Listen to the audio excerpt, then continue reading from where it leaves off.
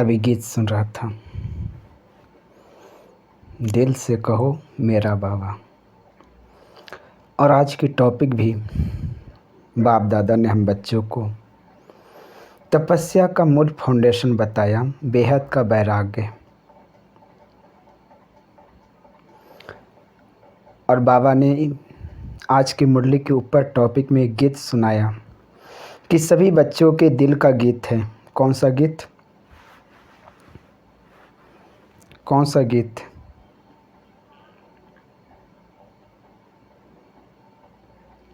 सभी बच्चों के स्नेह में यह साज की गीत बज रही है। कौन सा गीत था? मेरा बाबा। एक मेरे में ही सब समा जाओ। और बेहद का वैराग्य स्थिति का परिभाषा भी यही है। एक मेरे में अपना सब कुछ अर्पण कर दो। एक मेरे में ही सारा संसार संभालो। जो कुछ भी है सब बाबा है। ऐसी फीलिंग करने वाले बच्चे ही बेहद के वैराग्य वृत्ति कर सकते हैं। बाबा ने बेहद का वैराग्य वृत्ति में बाबा ने एक अंडरलाइन कराया कि बच्चे बेहद के वैराग्य वृत्ति तो धारण करते हो, लेकिन छोड़ने में मेहनत है। किनारा छोड़ते नहीं, बल बुद्धि से तुम लोग सोचते हो बच्चे कि ये मेरा नहीं है, सब कुछ बाबा का है। अपनी बुद्धि में तो वृत्ति धारण कर लिया है, वैराग तो आ गया है, लेकिन छोड़ा नहीं है। किनारा छोड़ने में बहुत लंबे क्वेश्चन मार्क लगा देते हो, इतना लंबे, फिर सोचते हैं कैसे होगा, कौन करेगा फिर ये काम। बाबा ने उदाहरण दिया इंचार्ज को कि सेंटर के इंचार्ज बनने में बहुत खुश होते हैं, लेकिन फिर बहुत लंबे क्वेश्चन लगा देते हैं। तो आज की टॉपिक पे चर्चा करेंगे कि बेहद का वैराग्य वृत्ति कैसे धारण करें।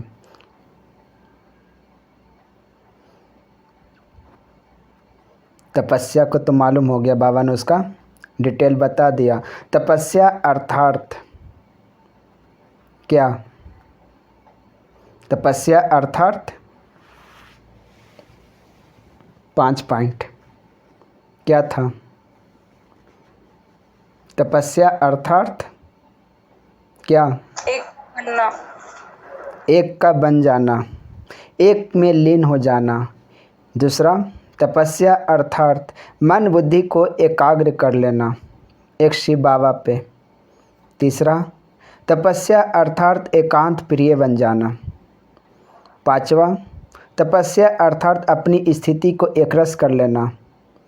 पांचवा था तपस्या अर्थात सर्व खजानों को सफल करना। ये 5 पॉइंट थी तपस्या की परिभाषा। अपने आप को चेक करो, हमारी ये स्थिति है।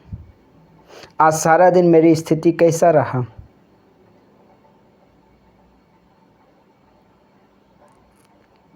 एक में समाया हुआ था, एक के संसार में सदा लीन था बुद्धि। आज मेरी स्थिति क्या है? अपने आप से पूछो। मेरा मन बुद्धि एकांतवासी था, मन बुद्धि एकाग्र था। हम सर्व खजानों को सफल किया, समर्थ हुआ, व्यर्थ कितना हुआ? समय, श्वास, खुशी, शांति, ज्ञान, ये हमारा व्यर्थ कितना हुआ और समर्थ कितना हुआ? चेक करो।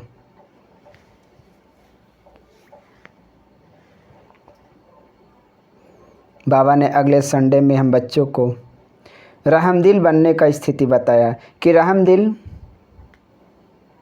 बननेगा वही जो बेहद के वैराग्य वृत्ति होगा। बाबा ने 4 बातों को छोड़ने के लिए कहा था। कौन सी 4 बातें थी? याद है अगले संडे के मुरली? अब आज फिर बेहद के वैराग्य वृत्ति धारण करने के लिए छोड़ने की बातें बोला। अगले संडे में 4 बातें। अलबेलापन को छोड़ो, ईर्ष्या को छोड़ो, घृणा को छोड़ो, और चौथा पॉइंट क्या था?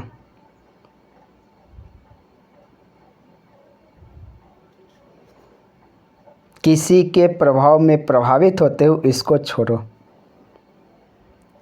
ये थी बेहद के वैराग वृत्ति बनने की 4 बातें छोड़ने के लिए बाबा ने अगले संडे की मुरली में बाबा ने अंडरलाइन कराया कि अलबलापन को छोड़ो,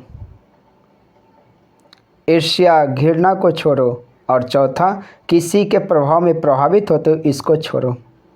ये 4 बातें अगले मुरली में बाबा ने डिस्कस किया। और आज क्या करेंगे? आज और आगे कुछ बातें हैं जो हम ब्राह्मण बच्चों को छोड़ना है। जो बाबा ने कहा कि बेहद के वैराग वृत्ति धारण करने में तो सहज है, बुद्धि में इमर्ज है कि मुझे ये चीज़ें वैराग करना है, लेकिन छोड़ने के टाइम में छूटता नहीं है, मेहनत है। कारण क्या है?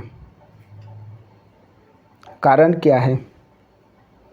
सोचते तो हैं, निर्णय भी कर लिया बुद्धि कि ये बेहद का वैराग करना है, तो पहला वैराग अपनी पुरानी देह से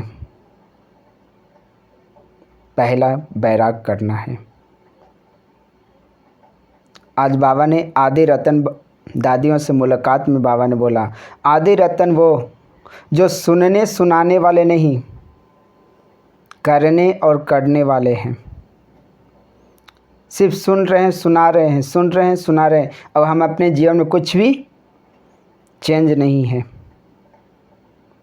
तो वो आदि रतन की लिस्ट में नहीं है।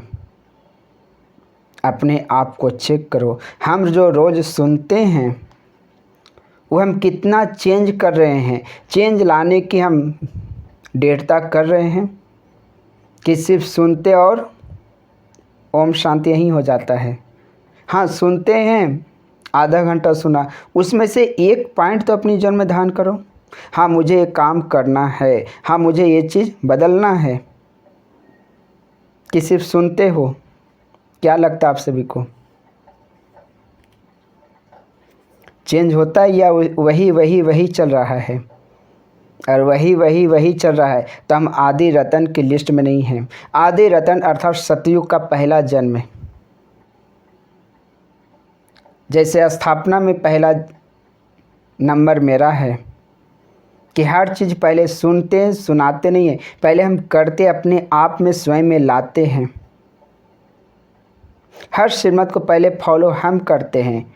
वो बदले तो मैं बदलूं, वो करे तो मैं करूं। ये अगर हमारे अंदर संस्कार है तो सोचो मैं आदि रतन की लिस्ट में नहीं हूँ।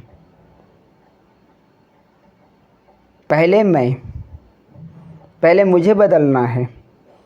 सामने वाला व्यक्ति आप ही बदल जाएगा। हम बदलेंगे तो संसार बदलेगा।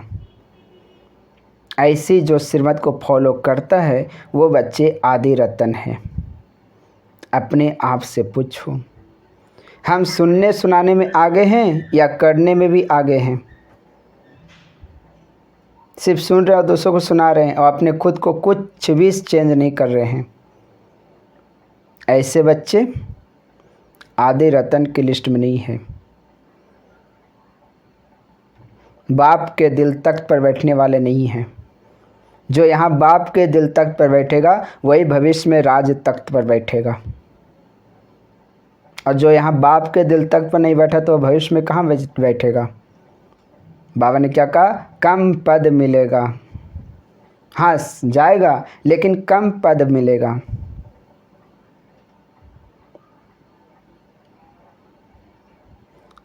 अपने आप को चेक करना, सिर्फ सुनना नहीं है, स्वयं को कुछ न कुछ चेंज रोज़ करना है।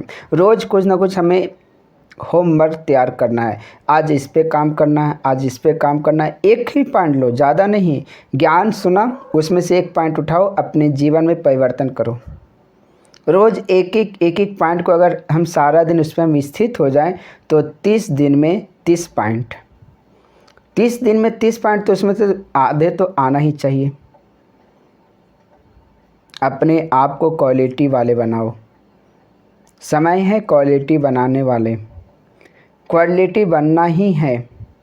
अब बनेगा जो करेगा जो पाएगा।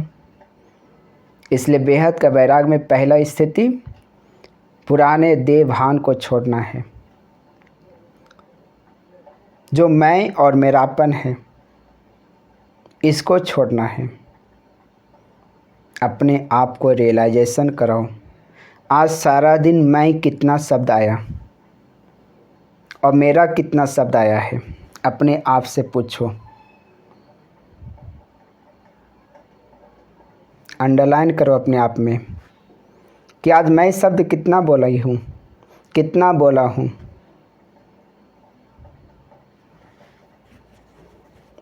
एक मिनट बैठ करके अपने आप से स्वयं बातें करो। आज सारा दिन मैं शब्द कितना बोली हूँ। मैं ही कर सकती हूँ। मेरी बुद्धि बहुत अच्छी है। ये मेरा है, ये मेरा है। मैं और मेरापन से कितना आज हम अपने आप को जीवन में चलाया। चेक करो 24 घंटा का लिस्ट कि मैं और मेरापन को छोड़ा आज या पकड़ कर रखा था। मैं बुद्धिवान हूँ, मैं ही कर सकता हूँ, मेरे पास ये सब कुछ है, मैं बहुत धनवान हूँ, मैं ये हूँ, मैं वो हूँ। पद पोजीशन का अहंकार अपने आप से पूछो। तो पहला किसको छोड़ना है? मैं और मेरापन को छोड़ना है।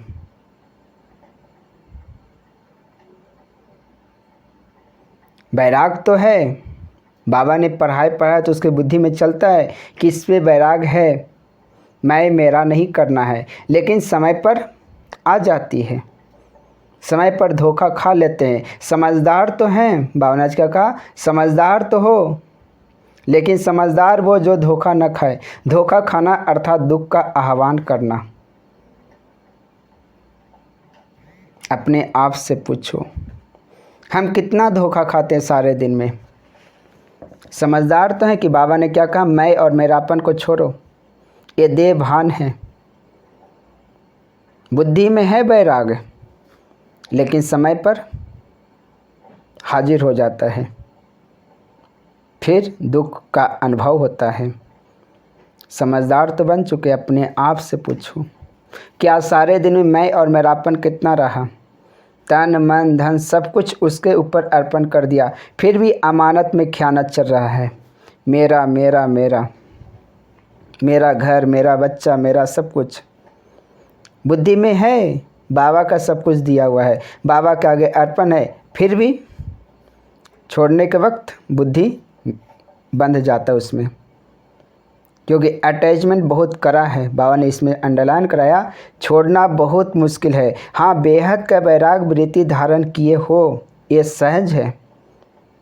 बोलने में तो बहुत आसान है, संकल्प करने में आसान है, बाबा ये सब कुछ तेरा, लेकिन कर्म में छोड़ने में मेहनत है, मुश्किल है।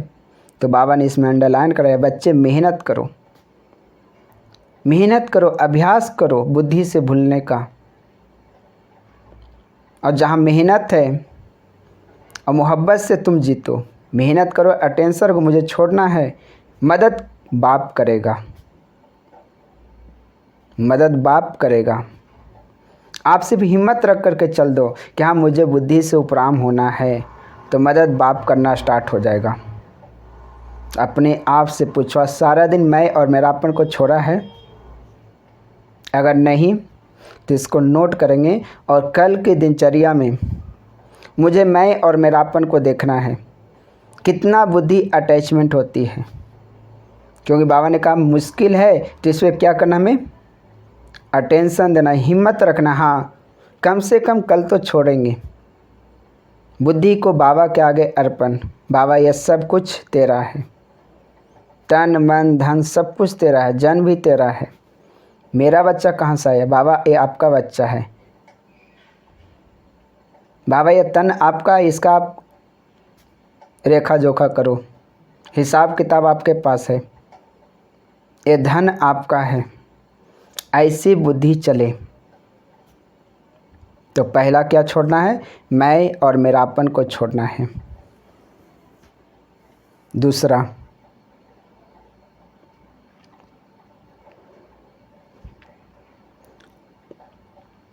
पुराने संबंध और संपर्क से किनारा। संबंध संपर्क, पुरानी बातों से किनारा, पुरानी स्मृति से किनारा,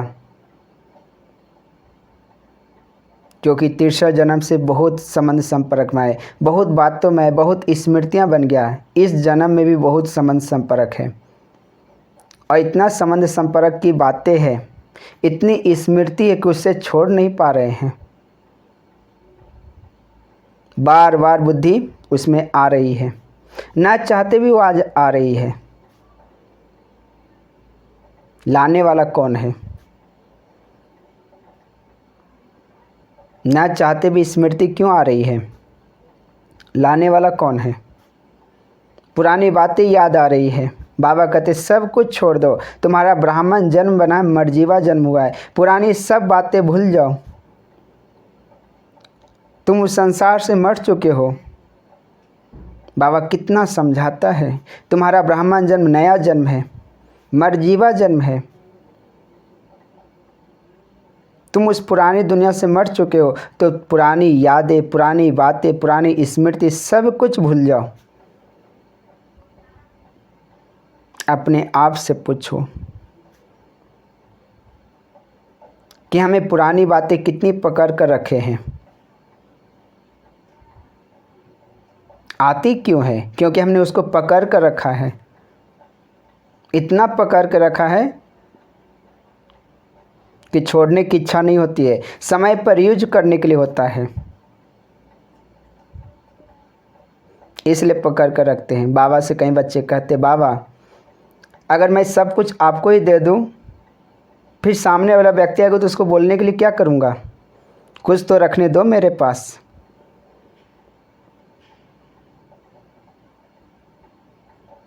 तो कई बच्चे छिपा करके रखते हैं कि समय पर यूज होगा, लेकिन समय पर यूज नहीं होगा, वो आपको दर्द का काम करेगा,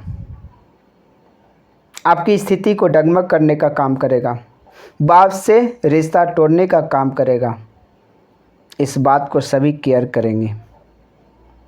इसलिए पुरानी बातें, पुरानी स्मृति, पुरानी जो भी घटना घटा है, जो स्मृति में छाप लगा हुआ है, वो सब भी अर्पण। बाबा जो हुआ फुल स्टॉप, मेरा नया जन्म हो चुका है, पुराने सब कुछ जलकर भस्म हो चुका है। एक जलते हुए दृश्य देखो,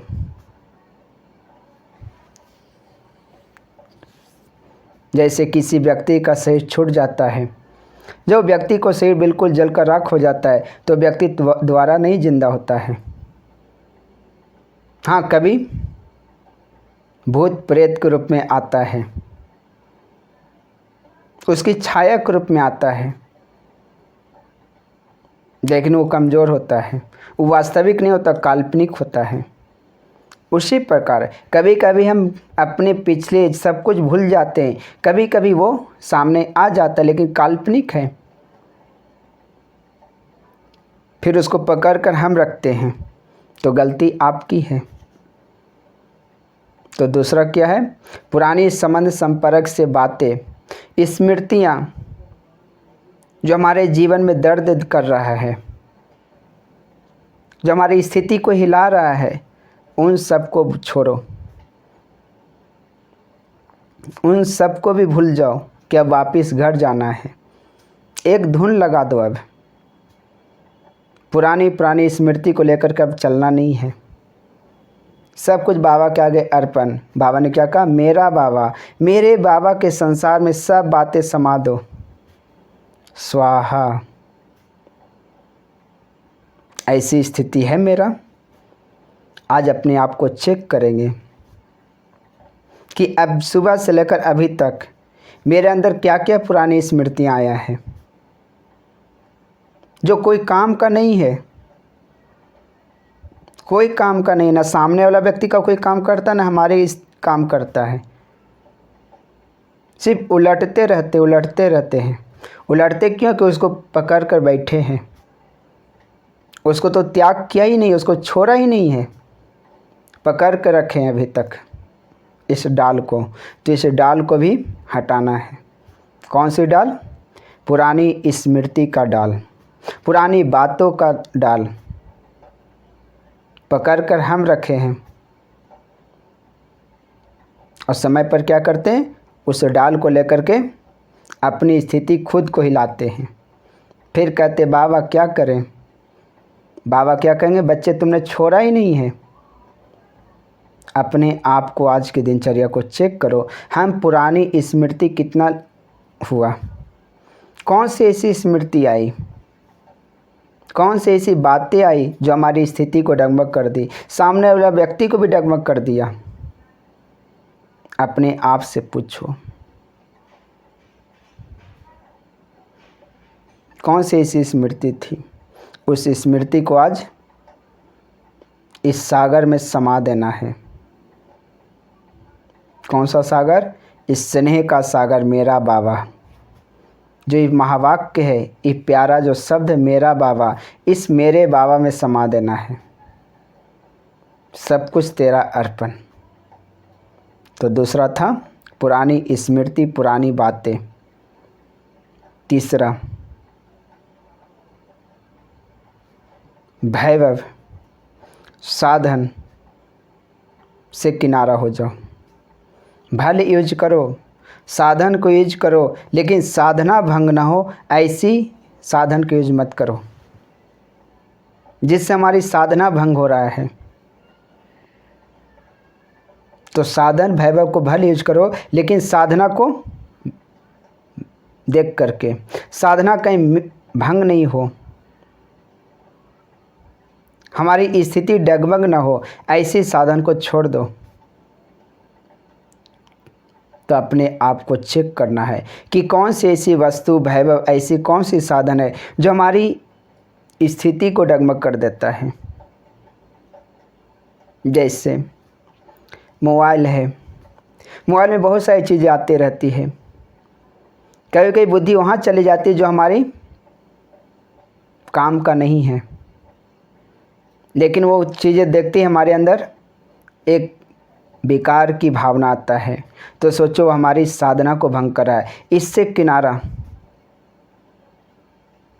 इसलिए पुराने वैभव साधन से भी किनारा हो जाओ। तो तीसरा क्या है? पुराने वस्तु, वैभव और साधन से किनारा। किसी प्रकार का इसमें डिपेंड नहीं, डिपेंडवासी नहीं बनना है। भले यूज करो, लेकिन इतना भी नहीं यूज करो कि उसमें ही 24 आवर्स बुद्धि हो, जिससे साधना खत्म हो जाए, सिर्फ साधन ही रह जाए। ऐसा स्थिति ना हो। इसे साधन को यूज करो, लेकिन साधना को देख करके, साधना भंग ना हो। अपने आप को चेक करेंगे कि मैं अपने जीवन में किस साधन से अभी तक मेरी साधना भंग हो रही है। साधन बहुत है, आसपास जितने भी सब साधन हैं, साधन को हम कितना यूज करते हैं जो हमारी बुद्धि को डिस्टर्ब कर देती है। कौन ऐसी साधन है, कौन ऐसी वस्तु, वैभव है जो हमारी बुद्धि में ही उसमें लीन हो जाती है, फिर बुद्धि जल्दी निकलती नहीं, बार बार याद आते रहती है। टीवी, मोबाइल क्या है? अपने आप से पूछो कि मेरी बुद्धि कहाँ कहाँ भी उसमें लगा हुआ है, ना चाहते बुद्धि चला जाता है। कौन ऐसे साधन है कि ज़्यादा ममत्व उससे बंधा हुआ है, भूलना चाहे तो भी नहीं भूल पा रहे हैं। योग के टाइम में भी क्या आती है? वो बातें याद आती है, वो सीन याद आती है, वो वस्तु याद आती है।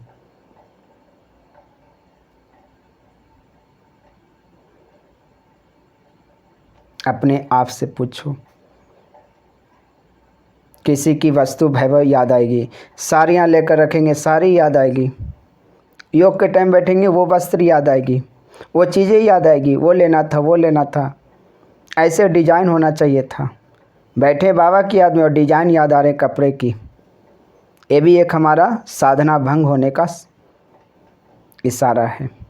अपने आप से पूछो, मैं कितना साधन को उपयोग करता हूँ, उससे मेरी बुद्धि कितना हटा हुआ है, कहीं साधना भंग तो नहीं हो रहा उसके पीछे। कर्म करते करते हमारे योग का बैलेंस रहता है, कर्मयोगी जीवन का अनुभव होता है कि सिर्फ कर्म ही रह जाता है यूज करने के वक्त। अपने आप से इसमें चिंतन करेंगे। तो तीसरी थी पुराने भैरव वस्तु से किनारा। चौथा व्यर्थ से किनारा होना। व्यर्थ को छोड़ो, अब व्यर्थ संकल्प चलाना, व्यर्थ किसी की बातें याद करना, व्यर्थ से किनारा जो कोई काम का नहीं है। आज बाबा ने क्या कहा, खजाना भी व्यर्थ नहीं होना चाहिए, समय भी व्यर्थ नहीं होना चाहिए, बोल भी व्यर्थ नहीं होना चाहिए। अगर हो रहा है तो ये भी हमारी बैराग नहीं है। वो शब्द मैं पकड़ कर रखा हूँ जो बार बार हमारी स्थिति को भी डगमग होती है और सामने वाला व्यक्ति को भी डगमग कर देता है। वो बोल मैं पकड़ कर रखी हूँ और दोष देते सामने वाला व्यक्ति को, तुम्हारे कारण तुम्हारे कारण तुम्हारे कारण। दोष अपने आप को देना है कि ये बोल मैं पकड़ कर रखा हूँ, इसको प्रभु अर्पण किया ही नहीं है। समय व्यर्थ गवाते पता नहीं लगता है, जब व्यर्थ हो जाता तब सोचते मैंने व्यर्थ आज समय गवा दिया, व्यर्थ बोल दिया। व्यर्थ से मुक्त अपने आप को आज चेक करो, मेरे पास समय बोल कर्म कितना व्यर्थ हुआ। व्यर्थ से भी मुक्त, व्यर्थ को छोड़ना है, धीरे धीरे हिम्मत रखना है कि नहीं मुझे बोल पर कंट्रोल रखना है, हाँ मुझे समय पर कंट्रोल रखना है, समय को आज सारा दिन अच्छे रीति से यूज करना है। एक विजन तैयार करो, सुबह उठते के साथ रात तक आज के दिन बहुत इम्पोर्टेंट बहुत महत्वपूर्ण का दिन है, मुझे आज का दिन को बहुत अच्छे रीति से एंजॉय करना है, एक एक सेकंड को बहुत अच्छे रीति से उपयोग करना है, कभी व्यर्थ ना हो, आज इस पे अटेंशन रखना है। ऐसा उड़ते के साथ संकल्प, नहीं मुझे आज ये काम करना है, एक अंदर से विजुअलाइजेशन आए, पावर आए कि मुझे एक काम करना है। तो व्यर्थ से किनारा, इसमें व्यर्थ में बहुत सारी चीज़ें आ जाएगी। व्यर्थ खाना, सुनना, देखना, समय, बोल, हम कितना यूज करते, कितना हम व्यर्थ करते, उसको चेक करो। व्यर्थ को भी छोड़ो, तब बनेंगे बेहद का वैराग वृत्ति। और अभी भी मेरे अंदर हो रहा है व्यर्थ बोल, व्यर्थ समय, व्यर्थ सुनना, व्यर्थ देखना, व्यर्थ सोचना, व्यर्थ संकल्प करना किसी के प्रति, व्यर्थ वायुमंडल तैयार करना, ये सब अभी वैराग की स्थिति नहीं है, अभी बनाना है। अपने आप से बातें करो, क्योंकि ये सब्जेक्ट बेहद का वैराग है, बिल्कुल इस पुरुषार्थ ब्राह्मण जीवन का पुरुषार्थ का अंतिम कहा जाए तो पुरुषार्थ है, वैराग की स्थिति। और वैराग एक दिन में नहीं आएगा। बाबा ने क्या कहा, हिम्मत रखो, हिम्मत रखो। हाँ छोड़ना मुश्किल है, लेकिन हिम्मत रखोगे तो मदद बाप से मिलेगा। हिम्मते बच्चे मददे बाप, मदद बाप करने के लिए तैयार है, हिम्मत रखो सिर्फ बस। हिम्मत नहीं रखेंगे तो कुछ भी होने वाला नहीं है।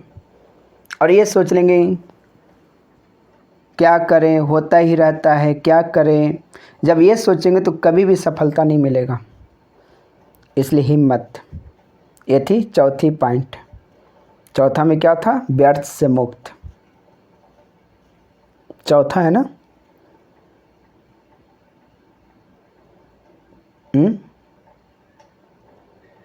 जी भाई जी। ओके। पांचवा,